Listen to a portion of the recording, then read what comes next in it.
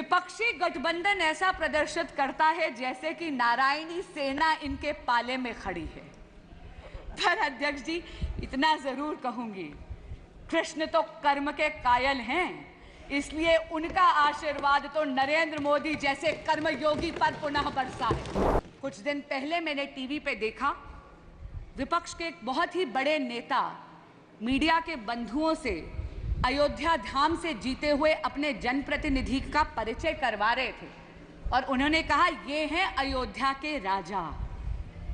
अध्यक्ष जी, ये विपक्ष की राजसी मानसिकता को परिलक्षित करता है। हम तो सत्ता पक्ष में होकर भी सेवा परमो धर्मो वाले, राष्ट्र सर्वोपरि वाले हैं। हमारे तो यशस्वी प्रधानमंत्री भी अपने आप को देश का प्रधान सेवक कहते हैं। हमारे तो राजा राम हैं, धर्म हमारा काम है, जपते तो हम मां भारती का नाम है। इसीलिए तो नरेंद्र मोदी के सामने फेल बाकी सारे तमाम हैं। अध्यक्ष जी, मुझे एक प्रसंग याद आता है। महाभारत में युधिष्ठिर को जब अकर्मण्यता ग्रसित कर गई तो वो पितामह भीष्म के पास गए। पितामह भीष्म ने युधिष्ठिर जी को सुशासन के कई सूत्र दिए, लेकिन एक मूल मंत्र भी दिया, और वो मूल मंत्र था, यतो धर्मस्य ततः कृष्णो, यतः कृष्णस्य ततो धर्मः। जहां धर्म है वहां कृष्ण है, जहां कृष्ण है वहां विजय है। सुश्री बांसुरी स्वराज।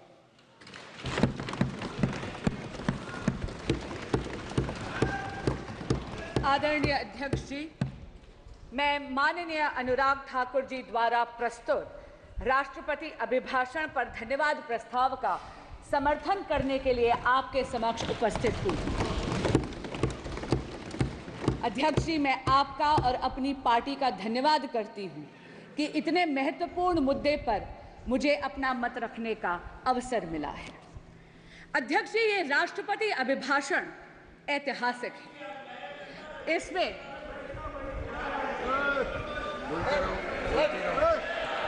ये अभिभाषण ऐतिहासिक है, और ये ऐतिहासिक इसलिए है अध्यक्ष जी, क्योंकि इसमें एक दशक के मोदी सरकार की अद्वितीय कार्यों का चित्रण ही नहीं, बल्कि आने वाले स्वर्णिम काल यानी विकसित भारत के संकल्प का उद्घोष भी है। मोदी जी की जन कल्याणकारी योजनाओं का असर और उनके विकसित भारत के विजन के जो जनता का अगाध विश्वास था, उसी के कारण से अध्यक्ष जी, एनडीए को तीसरी बार जनता ने पूर्ण बहुमत का जनादेश दिया। महामहिम राष्ट्रपति जी ने अपने अभिभाषण के पैराग्राफ 3 में जो कहा है, आपके माध्यम से समक्ष के पूरे सदन के समक्ष पुनः दोहराना चाहूंगी। 2024 का चुनाव नीति, नियत, निष्ठा और निर्णयों पर विश्वास का चुनाव रहा है। मजबूत और निर्णायक सरकार में विश्वास, सुशासन, स्थिरता और निरंतरता में विश्वास, ईमानदारी और कड़ी मेहनत में विश्वास, सुरक्षा और समृद्धि में विश्वास, सरकार की गारंटी और डिलीवरी पर विश्वास, विकसित भारत के संकल्प में विश्वास। मेरी सरकार ने 10 वर्षों में सेवा और सुशासन का जो मिशन चलाया है, ये उस पर मोहर है। अध्यक्ष जी, एक दशक में ये पहली बार ऐसी सरकार भारत में आई है जिसकी कथनी और करनी में अंतर नहीं है। जो कहा वो किया। धारा 370 हटाई, जो कहा वो किया। भव्य राम मंदिर का निर्माण किया, जो कहा वो किया। सीएए लेकर आए, जो कहा वो किया। 1 रैंक 1 पेंशन लाए, जो कहा वो किया। मेक इन इंडिया की नींव रखी, जो कहा वो किया। पिछले 10 वर्षों में मोदी सरकार ने भारत की अर्थव्यवस्था को इतना सशक्त करा है कि अध्यक्ष जी, हम 11वीं सबसे बड़ी अर्थव्यवस्था की जगह मात्र एक दशक में विश्व की वैश्विक पटल पर 5वीं सबसे बड़ी अर्थव्यवस्था बनी। और अध्यक्ष जी, ये असाधारण परिस्थितियों में हुआ है। पूरा का पूरा विश्व कोविड-19 की महामारी से जूझकर निकला है।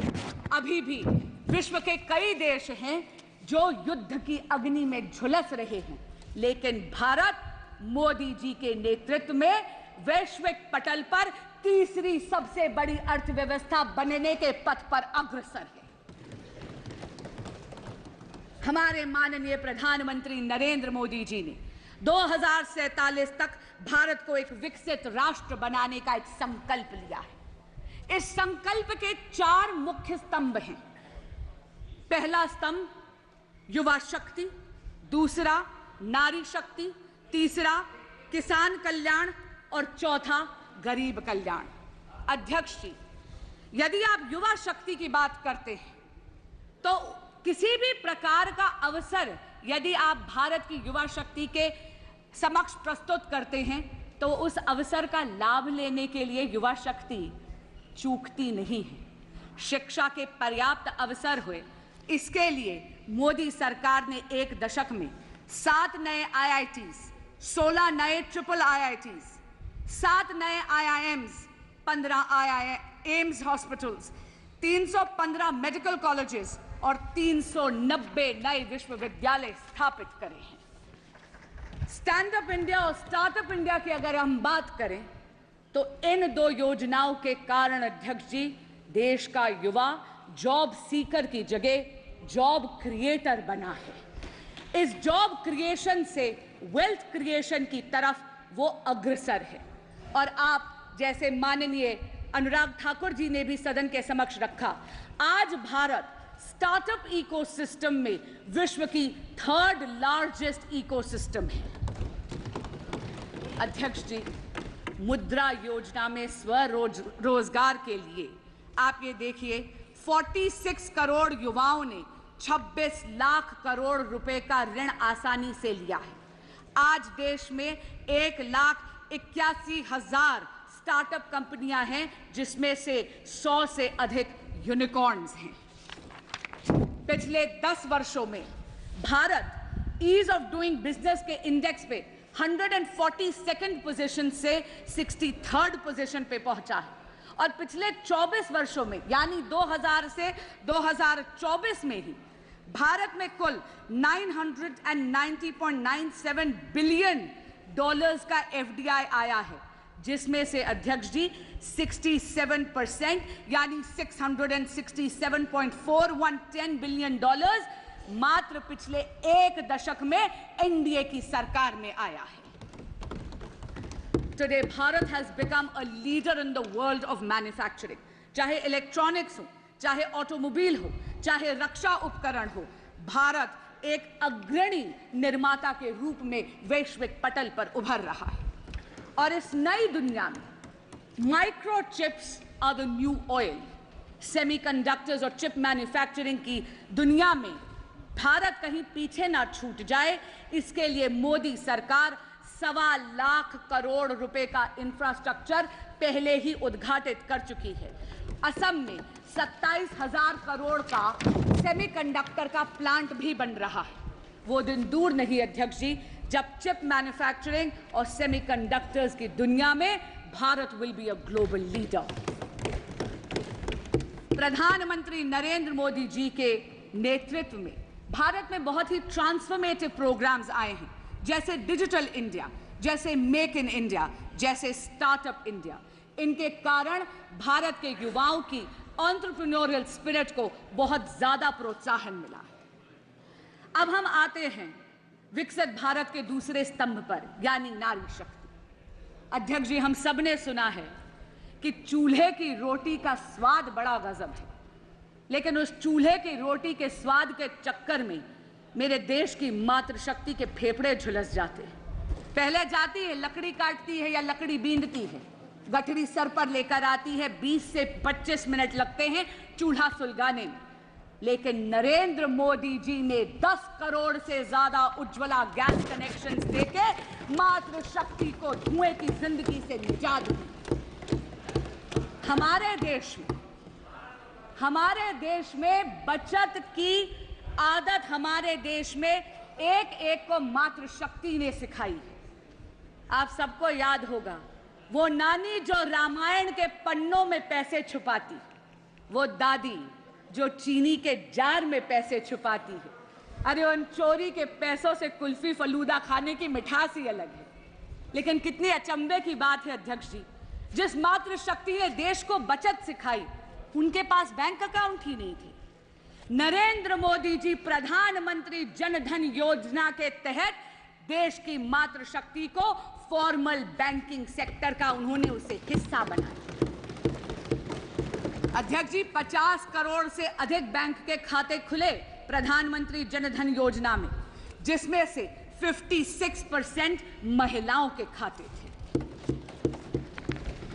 हमारे यशस्वी प्रधानमंत्री नरेंद्र मोदी जी ने यह भी सुनिश्चित करा कि महिलाओं के स्वरोजगार के लिए उनके पास आर्थिक सपोर्ट यानी फाइनेंशियल सपोर्ट की उपलब्धता हो। प्रधानमंत्री मुद्रा योजना के तहत कुल ऋण जो सैंक्शन हुए हैं उसमें से 69% महिलाओं के लिए सैंक्शन हुए। इसी तरह स्टैंड अप इंडिया के तहत अध्यक्ष जी 84% ऋण महिलाओं के लिए सैंक्शन हुए। एनडीए सरकार ने 1 करोड़ लखपति दीदी का जो टारगेट रखा था सेल्फ हेल्प ग्रुप मूवमेंट के माध्यम से, वो तो पहले ही लक्ष्य प्राप्ति हो गई है। इसलिए मोदी सरकार ने अब ये लक्ष्य बढ़ाकर 3 करोड़ महिलाओं को लखपति दीदी बनाने का रखा।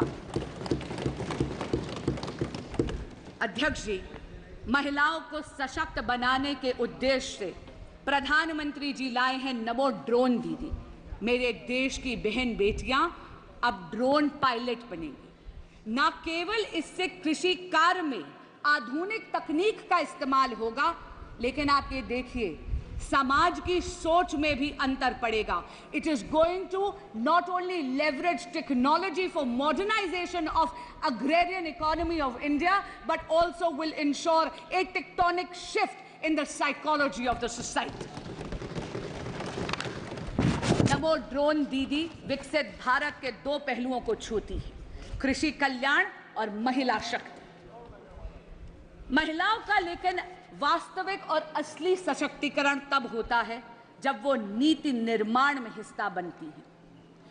अध्यक्ष जी यहाँ पे कई सदस्य हैं, यहाँ पे आदरणीय हरसिमरत कौर जी भी बैठी हैं, वो तो स्वयं इस बात की साक्षी हैं कि 16वीं लोकसभा में तब की माननीय विदेश मंत्री श्रीमती सुषमा स्वराज ने राष्ट्रपति अभिभाषण के धन्यवाद प्रस्ताव के अनुमोदन के वक्त एक इच्छा प्रकट करी थी 33% महिला आरक्षण के लिए, ताकि महिलाओं का राजनीतिक सशक्तिकरण हो सके।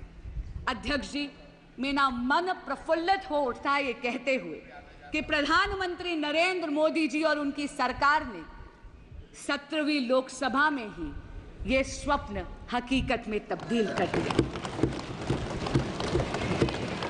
अध्यक्ष जी 18वीं लोकसभा में सुषमा स्वराज की दी हुई ये आंखें नारी शक्ति वंदन अधिनियम को लागू होते इस सदन में देखेंगी और इस ऐतिहासिक पल की साक्षी बनेंगी। विकसित भारत का अगला स्तंभ है किसान कल्याण। अध्यक्ष जी एनडीए सरकार के लिए अन्नदाता देवतुल्य है और इसीलिए एनडीए सरकार ने इन देवतुल्य किसानों के लिए 3,20,000 करोड़ रुपए पीएम किसान सम्मान निधि के तहत पहले ही वितरित कर दी है। नई सरकार जैसे ही आई, पहला सबसे बड़ा निर्णय हमारे यशस्वी प्रधानमंत्री श्री नरेंद्र मोदी जी ने लिया 9.26 करोड़ किसानों को 20,000 करोड़ रुपए ट्रांसफर करने का। एनडीए सरकार ने किसानों की आय बढ़ाने के लिए एमएसपी में रिकॉर्ड बढ़ोतरी करी है। ऑर्गेनिक फार्मिंग, कोल्ड स्टोरेज, कृषि आधारित उद्योग, डेयरी और मत्स्य पालन में आधारित उद्योग को को भी प्रोत्साहित करा गया है। ग्रामीण सड़क योजना के तहत 3,20,000 किलोमीटर से ज्यादा सड़कें बनाई गई। विकसित भारत का चौथा और सबसे महत्वपूर्ण स्तंभ है गरीब कल्याण। अध्यक्ष जी, प्रधानमंत्री गरीब कल्याण योजना विश्व में सबसे बड़ी सामाजिक कल्याण योजना साबित हुई है। इसमें 81 करोड़ से ज्यादा लोगों को मुफ्त खाद्यान्न की सामग्री यानी मुफ्त राशन देकर मोदी जी ने खाद्य और पोषण की सुरक्षा सुनिश्चित करी है। जब हम देश की अर्थव्यवस्था की गाथा गाते हैं तो वो रेहड़ी पटरी वालों के बिना अधूरी है। नरेंद्र मोदी जी ने पीएम स्वनिधि के तहत 70 लाख से ज्यादा रेहड़ी पटरी वाले यानी स्ट्रीट वेंडर्स को 11,000 करोड़ का ऋण बिना गारंटी के मुहैया करवाया है। अध्यक्ष जी, जिनकी गारंटी कोई नहीं लेता, उनकी गारंटी लेते हैं नरेंद्र मोदी। हर व्यक्ति का एक स्वप्न होता है कि अपनी पक्की एक छत हो। पीएम आवास योजना के तहत एनडीए की सरकार ने इस ख्वाब को हकीकत में बदला है। 4 करोड़ से ज्यादा पक्के मकान इस देश के गरीब को दिए गए हैं और अब पीएम आवास योजना के तहत 3 करोड़ और पक्के मकान बनाने का संकल्प लिया गया है। आयुष्मान भारत के तहत 55 करोड़ से ज्यादा लाभार्थियों को मुफ्त इलाज मिला है। लेकिन आने वाला जो भविष्य है वो बहुत ही स्वर्णिम है। अध्यक्ष जी, एक वक्त आता है हर युवा की जिंदगी में जब उस उम्र के पड़ाव में आपके माँ बाप आपके बच्चे बन जाते हैं और आप अपने माँ बाप के माता पिता। हर युवा को हर वक्त चिंता रहती है माँ बाप के इलाज की। आयुष्मान भारत में 70 बरस के हर वरिष्ठ नागरिक को और ट्रांसजेंडर कम्युनिटी को भी इसमें लाभार्थियों की श्रेणी में अब एनडीए की सरकार लाएगी। कितनी राहत की बात है, इस देश का युवा भी अब सांस ले सकता है कि 5 लाख रुपया सालाना माँ बाप की हेल्थ के प्रति सरकार मुहैया करवाने वाली है। पीएम सूर्य घर एक ऐसी फ्यूचरिस्टिक योजना है जहां पर आपके घरों के छतों पर सोलर पैनल्स लगाकर भगवान सूर्य नारायण की ऊर्जा को के माध्यम से मुफ्त बिजली बनाई जाएगी। और अध्यक्ष जी, मुफ्त बिजली से भी बेहतर है कि वो जो बची हुई बिजली है, एक्सेस बिजली, आप ग्रिड पर बेचकर एक नई इनकम का सोर्स, एक नया आय का सोर्स भी होगा। लेकिन मोदी सरकार अलग है। अध्यक्ष जी, केवल नीति निर्माण ही नहीं करती, केवल योजनाएं ही नहीं बनाती, केवल उन योजनाओं का लाभ जन जन तक नहीं पहुंचाती, लेकिन वो लाभ सुनिश्चित हो, लास्ट माइल डिलीवरी हो, उसके लिए विकसित भारत संकल्प यात्रा भी निकालती है। अध्यक्ष जी, मोदी की गारंटी की गाड़ी आपके दरवाजे आती है, जनता के दरवाजे आती है। सभी सरकारी योजनाएं एक ही छत के नीचे है। आपको आधार कार्ड बनाना है, काउंटर वही है। पीएम स्वनिधि चाहिए, काउंटर वही है। आपको उज्ज्वला गैस कनेक्शन चाहिए, काउंटर वही है। गुड गवर्नेंस के साथ साथ accessibility to that good governance Modi सरकार सुनिश्चित करती है। एक अच्छी सरकार जो आए आपके द्वार। अध्यक्ष जी, सरकारें आईं और सरकारें गईं। गरीबी हटाओ केवल एक चुनावी जुमला बनकर रह गया था, लेकिन यशस्वी प्रधानमंत्री नरेंद्र मोदी जी ने सुनिश्चित करा 25 करोड़ लोगों को मल्टी डिमेंशनल गरीबी की रेखा से उभार। आज का दिन एक बहुत ही महत्वपूर्ण दिन है। अध्यक्ष जी, मैं स्वयं एक वकील हूं और खुद अपने व्यक्तिगत अनुभव से कहती हूं कि आज का दिन 1 जुलाई हम वकीलों की फ्रेटर्निटी में उत्साह का माहौल लाने वाली है, क्योंकि 1 जुलाई से भारत में भारतीय न्याय संहिता लागू हो रही है।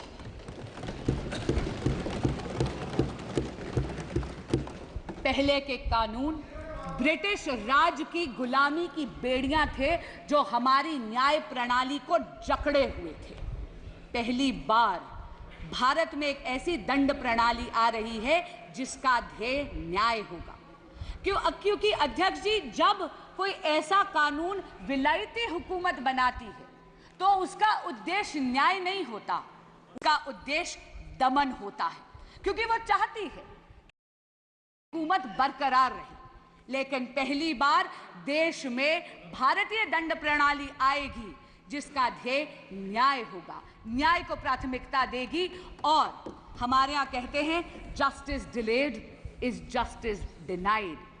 ये वो क्रिमिनल सिस्टम होगा लॉज का जो एक एक्सपीडियंसी लाएगी, एक तेजी लाएगी भारत के क्रिमिनल जस्टिस सिस्टम में। कम्युनिटी पेनल्टी पहली बार भारत में इंट्रोड्यूस हो रही है। इसका मतलब है at the heart of these laws is not only deterrence of law and punishment, but also a sense of reformation. इन सभी ट्रांसफॉर्मेटिव, फ्यूचरिस्टिक, पाथ ब्रेकिंग कारणों के कारण ही भारत ने एनडीए की सरकार को तीसरी बार पूरा बहुमत दिया है। पर अध्यक्ष जी, विपक्षी गठबंधन ऐसा प्रदर्शित करता है जैसे कि नारायणी सेना इनके पाले में खड़ी है। पर अध्यक्ष जी, इतना जरूर कहूंगी, कृष्ण तो कर्म के कायल हैं, इसलिए उनका आशीर्वाद तो नरेंद्र मोदी जैसे कर्मयोगी पर पुनः बरसा है। विपक्ष चाहे यह दिखाने का प्रयास करे कि स्वयं अक्षोहिणी सेना उनके पास है।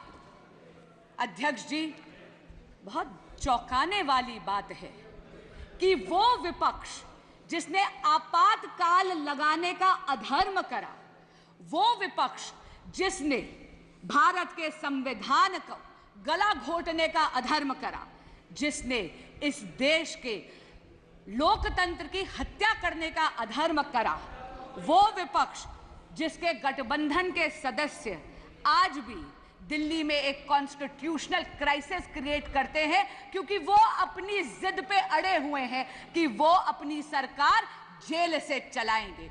क्यों? क्योंकि वो सत्ता के मोह में मदमस्त हैं और दिल्ली उनके इस मोह से त्रस्त है। अध्यक्ष जी, बड़ी अजीब बात है, दिल्ली आज पानी के लिए तरस रही थी। एक बारिश हो गई तो पानी से त्रस्त हो गई। लेकिन ऐसा लगता है कि विपक्षी गठबंधन में या आम आदमी पार्टी में एक आपातकाल और एक अकाल पड़ा हुआ है कॉम्पिटेंस का और टैलेंट का। और इसीलिए माननीय मुख्यमंत्री अरविंद केजरीवाल जी मुख्यमंत्री की सीट को जकड़ कर बैठे हैं।